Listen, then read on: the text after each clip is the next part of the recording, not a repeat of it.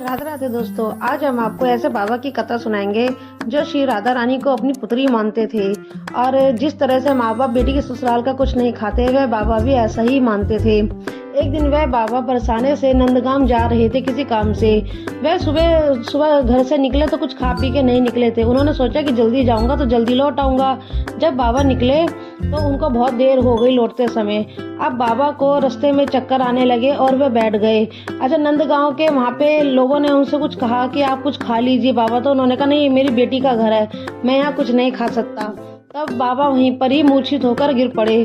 तभी वहाँ पे एक छोटी सी कन्या आई और उन्होंने कहा बाबा लो, आप ये जल और ये भोजन कर लो। वे उनकी पुत्री का ही रूप बना के आई थी।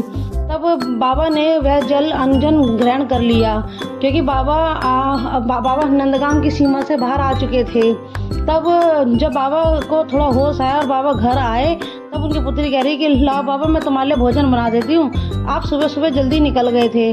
तब बाबा ने कहा कि पागल हो गई है क्या, अभी तो तूने मुझे जल पिलाया है, खाना खिलाया है। तब वह कहती है नहीं बाबा, मैं तो घर से बाहर ही नहीं निकली, मैं तो तुम्हारे लिए यहाँ खाना तैयार कर रही थी, क्या आप आओगे तो हम साथ में भोजन करेंगे।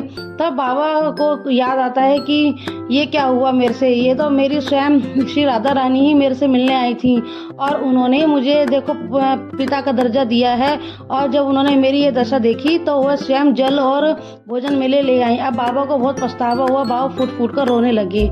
जय श्री राधे।